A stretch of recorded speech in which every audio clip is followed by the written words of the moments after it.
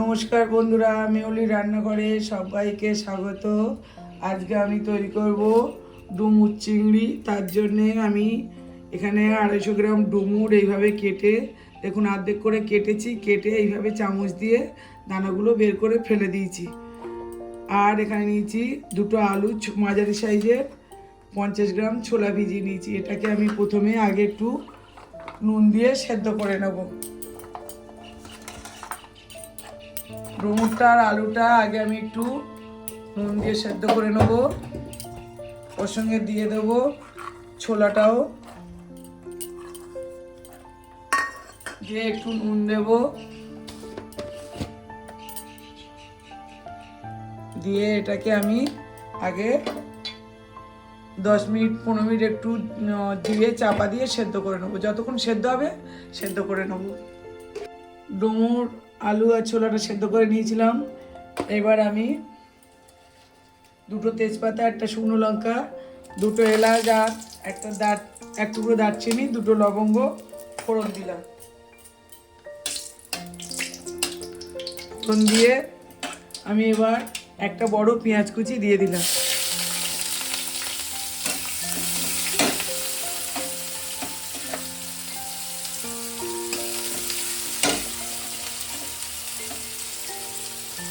পেঁয়াজ কুচিটা আমি মিনিট 2-3 ভালো করে একটু ভেজে নেব।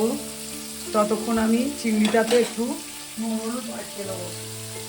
চিংড়িটা আমি ভাজবো না, মশলা কষার সঙ্গে সঙ্গে আমি তখন দিয়ে দেবো। একটু অল্প করে নুন হলুদ মাখিয়ে নেব।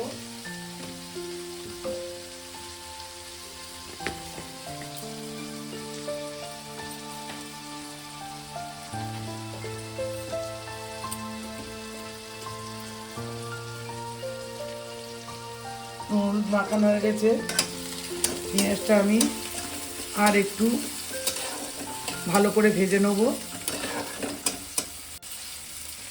আরও মিনিট 2 নেড়ে আর ভালো করে ভেজে নেব। পেঁয়াজটা আমার ভাজা হয়ে গেছে। এবার আমি এর মধ্যে দিয়ে দেবো একটা টমেটো কুচি।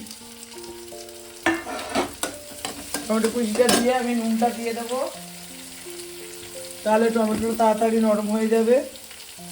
আমি পরিমাণ মতো নুন একেবারে আমি দিয়ে দিলাম।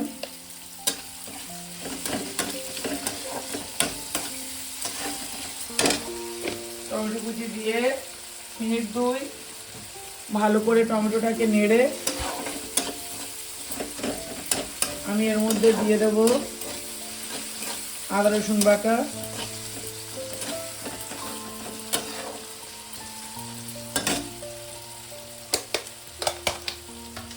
আদা রসুন বাটা দিয়ে দেবো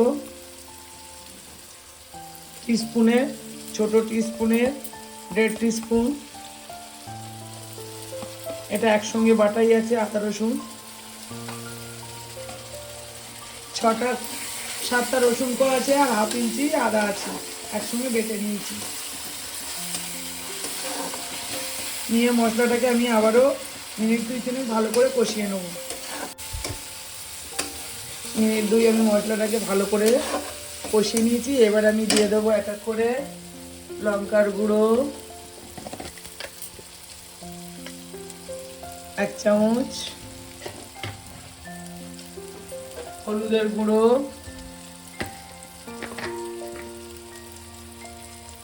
1/2 চামচ, জিরের গুঁড়ো 1 চামচ আর ধনিয়ার গুঁড়ো 1 চামচ দিয়ে আমি আবারও ভালো করে মশলাটাকে কষিয়ে নেব। এইভাবে মিনিট 2 ভালো করে কষিয়ে নেব।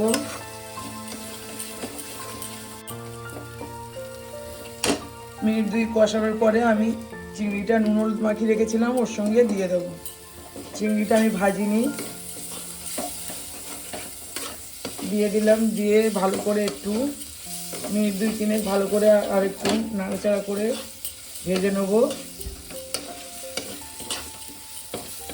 নিয়ে এবার আমি দিয়ে দেবো সেদ্ধ করা ডুমুর আর আলুটা, আর একটু হাতে এরকমভাবে ম্যাশ করে নিয়েছি সেদ্ধ ডুমুরটাকে।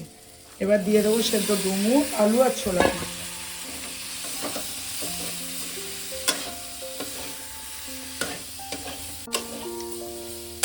এইসব পুরানো রান্নাগুলো এখন আমরা আর করি না। একবার এইভাবে করে খেয়ে দেখুন। আগে আমাদের মা ঠাকুমারা করে খাওয়াতো। এইভাবে ডুমুর একবার করে খেয়ে দেখুন, দেখবেন খুবই টেস্টি হবে আর সবাই চেটে পুচে খাবে। এবার আমি এর মধ্যে একটু চিনি দিয়ে দেবো।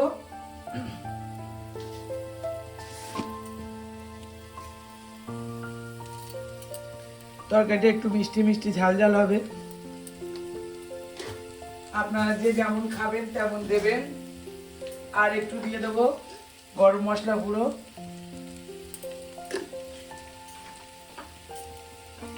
দিয়ে এটাকে আরেকটু নেড়ে আমি জল দিয়ে দেবো।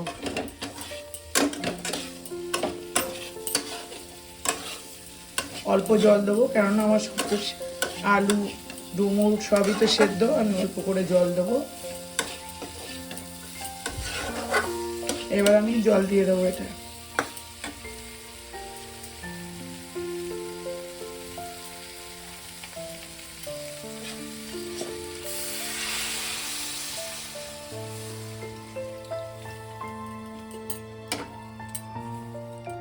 তরকারিটা একটু মাখা মাখা হবে, আমি আর জল দেবো না।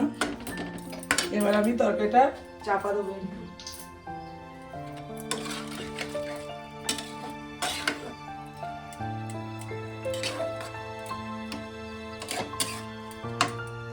এইভাবে একবার বাড়িতে ডুমুর চিংড়ি করে খেয়ে দেখবেন, খুবই ভালো লাগবে।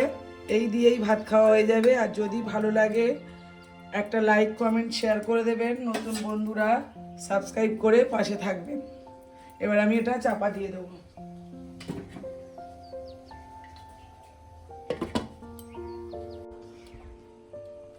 মিনিট 5 আমি চাপা দিয়েছিলাম। এবার খুলে দেখাচ্ছি, দেখুন কত সুন্দর হয়েছে, একদম মাখা মাখা তরকারি। এইভাবে একবার হলেও বাড়িতে ডুমুরের তরকারি করে খেয়ে দেখুন। এখন বাড়িতে কাটতে হয় না, বাজার থেকে কাটা পাওয়া যায়, এনে একবার করে খেয়ে দেখুন। আমি এবার গ্যাসটাকে অফ করে দেবো, দিয়ে তরকারিটা ঢেলে নেব।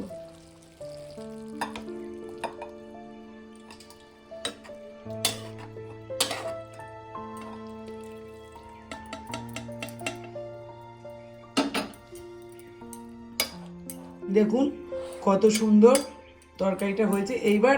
এইভাবে একবার হলেও আপনারা বাড়িতে বানিয়ে খেয়ে দেখুন। খেয়ে আর কমেন্ট করবেন যে কেমন হয়েছে ডুমুরের তরকারিটা।